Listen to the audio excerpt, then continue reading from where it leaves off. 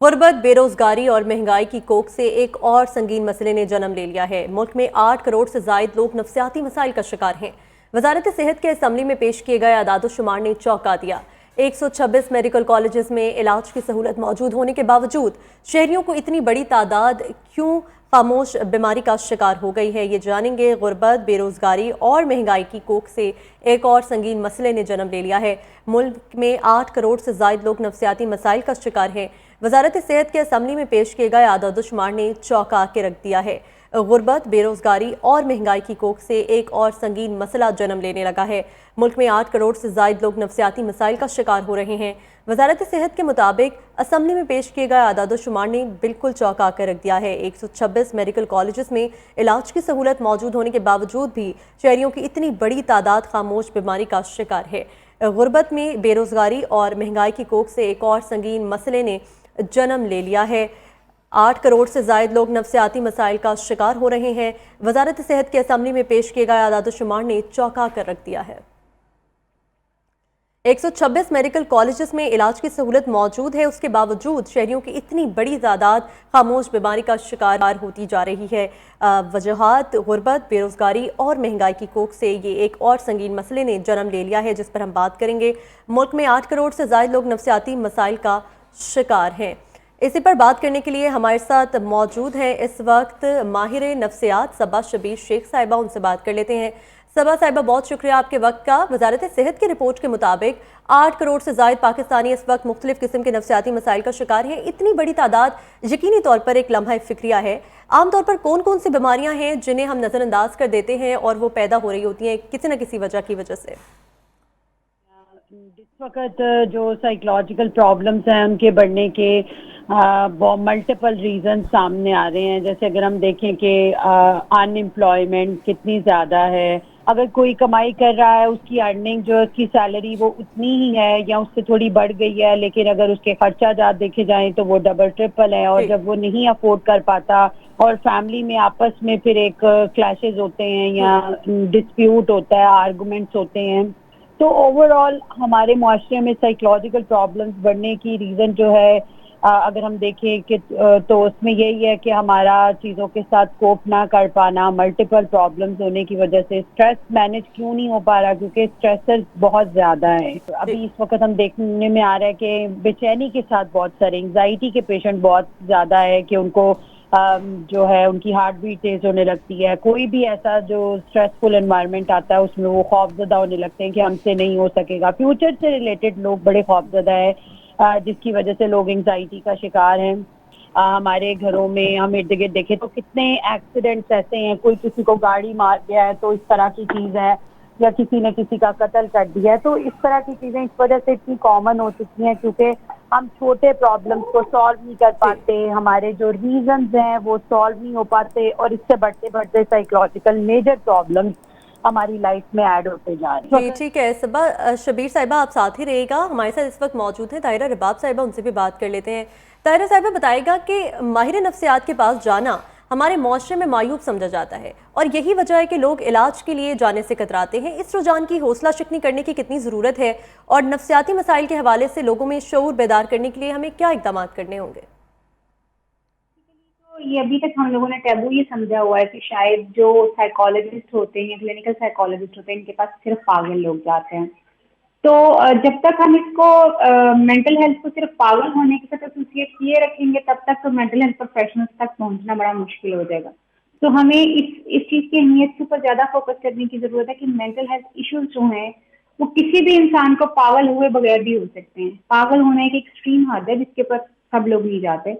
अगर आप बहुत टाइमली, जब आपको अर्ली चैलेंजेस फेस हो रहे हो, मतलब आपकी कोई चीज़ आपको लग रहा हो कि आपसे उसका मुकाबला नहीं हो रहा, आपकी कोई डिसीजन नहीं हो रहा, कोई ऐसा मामला है जो आपको हैंडल करते हुए मसला हो रहा है, जॉब में फेलियर हो रहा है, स्पाउस के साथ आपका ताल्लुक नहीं बन रहा, अगर इस तरह के चैलेंजेस आपको फेस कर रहे हैं आप, तो जितनी जल्दी आप हेल्प की तरफ चले जाएंगे उतना ही आपके लिए बेहतर हो जाता है। जरूरी नहीं है कि खुदा ना खासा आप एक्सट्रीम हद तक पहुंचे फिर आप किसी हेल्प की तरफ कॉल करें। और यही मैसेज जो है जब हम लोगों तक पहुंचाएंगे कि mental health is not only with कि आप खुदा ना खासा पागल हो जाएं तो आपको जरूरत है, आपको बहुत पहले ही स्टेज से पहुंचने से पहले ही हेल्प की जरूरत है। और ये काउंसलिंग और मैनेजमेंट, जो सेल्फ मैनेजमेंट जो है ये हमारे स्कूलों, कॉलेजेस और यूनिवर्सिटी का एक नॉर्मल हिस्सा होना चाहिए, जहाँ पे स्टूडेंट्स को ये सिखाया जाना चाहिए कि उन्होंने अपना डे टू डे स्ट्रेस जो है वो कैसे मैनेज करना है, क्योंकि बहुत सारी चीजें जो हैं वो घर से और स्कूल से इनिशिएट होती हैं। जी आप स्ट्रेस देखोगे तो वो स्कूल और कॉलेजेस में बच्चों में बहुत ज्यादा इंड्यूस किया जाता है। कम्युनिकेशन स्किल्स सिखाए नहीं जाते, मगर बच्चों से उम्मीद ये की जाती है कि उन्होंने बेस्ट प्रेजेंटेशन देनी है। जी कॉन्फिडेंस बिल्डिंग की नहीं जाती, मगर उनको कहा जाता है कि कॉन्फिडेंस भी आपने बात करनी है।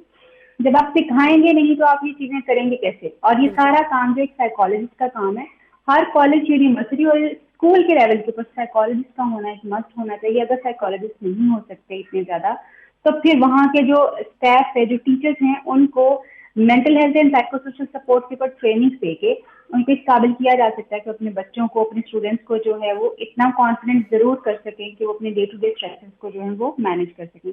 गवर्नमेंट लेवल के ऊपर आई होप तो कि हमें स्टेप्स लेने पड़ेंगे, जी क्योंकि इंडिविजुअल लेवल के ऊपर आप इंडिविजुअल लेवल पे जितने भी स्टेप्स ले लेंगे तो एक क्लिनिकल साइकोलॉजिस्ट जो है ना एक खास एरिया को बस कवर कर सकता है, पूरे जी कंट्री को नहीं कर सकता। बट जब गवर्नमेंट उसका स्टेप लेगी तो ऑफकोर्स एक सिस्टमेटिकली चीजें जो है ट्रिकल डाउन करेंगी, और जब गवर्नमेंट की तरफ से हर स्कूल, कॉलेज और यूनिवर्सिटी के लिए ये कंपल्सरी हो जाएगा कि उन्होंने अपना एक साइकोलॉजिस्ट जो है रखना, and then again work place के ऊपर आपके पास साइकोलॉजिस्ट होना बहुत इंपॉर्टेंट है, क्योंकि वर्क रिलेटेड बहुत ज्यादा स्ट्रेसेस जो है लोगों को होते हैं, जी जिसकी वजह से उनकी जिंदगी जो है, वर्क लाइफ बैलेंस खराब हो जाता है। वैसे ही हमारे वर्किंग एनवायरनमेंट इतना अनहेल्दी है कि आपको पहले कुछ हुआ हो या ना हुआ हो, लेकिन जब आप किसी ऑर्गेनाइजेशन में जाते हैं, वहाँ का जो स्ट्रेस है, जिस तरह का काम करने का तरीका कार है, जी जैसे लोगों को छुट्टियां नहीं दी जाती, तनख्वाहें इतनी कम दी जाती हैं, जैसे उनके वर्किंग आवर्स इतने लंबे होते हैं, छुट्टियां देने के ऊपर इतने बड़े बड़े इश्यूज होते हैं, ये वो सारे अनहेल्दी वर्किंग एनवायरनमेंट के इंडिकेशंस हैं जो कि लोगों में स्ट्रेस, डिप्रेशन और एंग्जाइटी जैसे प्रॉब्लम्स क्रिएट करते हैं। और फिर लोग हर वक्त एक थ्रेट में रहते हैं कि जिनके पास जॉब सिक्योरिटी नहीं है। तो ऐसी जगहों के ऊपर हर ऑर्गेनाइजेशन में भी आपके पास साइकोलॉजिस्ट होना चाहिए। साइकोलॉजिस्ट नहीं हो सकता तो फिर आप लोगों को विद इन ऑर्गेनाइजेशन जो है लोगों को ट्रेन कीजिए, जो ऐसे लोग हों जो कि लोगों को mental health and psychosocial support provide कर सकें, और एक ऐसा इन्वायरमेंट क्रिएट किया जाए जहाँ पे लोग सेफ फील करें काम करते हुए भी, और उनकी प्रोग्रेस जो है वो अपवर्ड होनी चाहिए। जी अच्छा और ताहिरा साहिबा, एक और बड़ी इंपॉर्टेंट बात यह है कि वजारत सेहत ने ये जो नफसियाती मसाइल के हवाले से अदाद शुमार जारी किए हैं, गुर्बत, बेरोज़गारी और महंगाई को उन्होंने वजह बताया है, और यही बुनियादी तौर पर उन्होंने बताया कि ये मसाइल हैं जिसकी वजह से नफसियाती मसाइल पैदा हो रहे हैं। तो आपके ख्याल में हुकूमत को क्या इकदाम करने चाहिए, क्योंकि तमाम तर मसाइल हैं हुकूमत की वजह से ही, महंगाई, बेरोज़गारी और गुर्बत, जिसकी वजह से नफसियाती मसाइल जन्म ले रहे हैं। तो हुकूमत को क्या इकदाम करने की ज़रूरत है, क्या इकदाम करने चाहिए? बेसिकली एक तो जो बड़ी इंपॉर्टेंट आपने अभी सवाल पूछा है कि गवर्नमेंट को क्या करना चाहिए। हमने एक चीज देखी है कि हमारे यहाँ पे मांगना जो है ना, भीख मांगना, वो बड़ा आसान है एज कम्पेयर टू काम करना। ये लोगों के लेवल पे भी है, ये लोगों के लेवल पे भी है, और ये गवर्नमेंट के लेवल के ऊपर भी है। बेसिकली गवर्नमेंट को लगता है कि दस्तरखान लगा दो, लोग वहां पे रोटी खाते रहेंगे, उनका गुजारा होता रहेगा। Government does not think of it कि अगर आप स्किल बिल्डिंग के कुछ इंस्टीट्यूशंस खड़े करेंगे जहाँ पे सड़क पे रहने वाला बच्चा भी जो है कुछ स्किल डेवलपमेंट कर लेगा, और फिर आप उनको कहीं ना कहीं इंडक्ट कर देंगे, तो उनके बेरोजगारी के बहुत सारे मसाइल जो हैं वो ओवरकम हो जाएंगे। अगर इस तरह का कोई स्ट्रक्चर आप डेवलप कर पाएं जहाँ पे आप लोगों को सिर्फ पैसे देने की बजाय या रोटी खिलाने की बजाय, दस्तरखान लगाने की बजाय लोगों को इस काबिल कर दें कि वो अपने लिए कोई काम कर सकेंगे, या उनको कोई फ्रूट की रेडी लगाने के लिए कोई कर्जा दे दें, अगर देना भी है कर्जा, या बल्कि उसको लगा के दें। कुछ स्किल आजकल जैसे कंप्यूटर, आईटी का इतना ज्यादा दौर है, अगर आप लोगों को इस तरह स्किलफुल कर दें, दस्तकारी सिखा दें, कपड़े सीना। हमारे पास तो आपको पता है कि हमारे यहाँ पे जब आप जाते हैं कि जी घर में काम करने के लिए आपको मेड नहीं मिल रही होती, वाई? क्योंकि हमने लोगों को मांगने के रास्ते के ऊपर लगाया हुआ। बेनजीर इनकम सपोर्ट में चले जाएंगे, लाइनों में लग के पैसे मांग लें। नवासी की इनकम सपोर्ट चले जाएंगे, लाइनों में लग के पैसे मांग लें। यानी आपने सपोर्ट सिस्टम एक ऐसा बनाया हो जहाँ पे सिर्फ भिखारी इंसान हो सकता है। You are not empowering people. जब तक आप लोगों को एम्पावर नहीं करेंगे तब तक आप जो है पावर्टी एलिवेशन जो है वो नहीं कर सकते। पावर्टी एलिवेशन करने के लिए, इस चीज को खत्म करने के लिए, एलिमिनेट करने के लिए आपको लोगों को स्किलफुल करना पड़ेगा, और ऐसे सिस्टम लगाने पड़ेंगे जहाँ पे एटलीस्ट लोग इस काबिल हो जाएं कि वो अपने लिए कुछ ना कुछ काम कर सकें। फिर उससे उस काम के मुतालिक आपको दस्तकारियां, छोटे छोटे कारखाने लगाएं जहाँ पे लोग काम करके खुद भी कमाएं, और फिर आपकी इम्पोर्ट जो है वो, एक्सपोर्ट जो है वो भी उसमें इजाफा हो सके।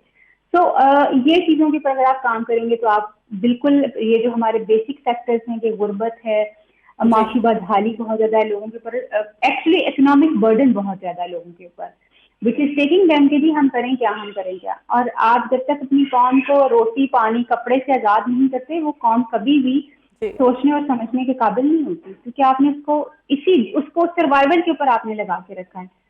तो उस कौम के सोचने समझने की सलाहियत सिर्फ रोटी खाने और सोने के तक ही महदूद हो जाती है। इफ यू रियली वांट कि आप लोगों को हेल्प कर सकें, तो मेक सच प्रोग्राम्स जहाँ पे बेनजीर इनकम सपोर्ट की जो इनकम है, क्या आप उन औरतों के लिए खर्च नहीं कर सकते थे जिनको आप कुछ स्किल सिखाते और वो अपने आप को एम्पावर करती, या आप छोटे छोटे कारोबार उनको नहीं करवा सकते थे कि वो वहाँ पे खुद ही अपनी चीजें रन कर सकते।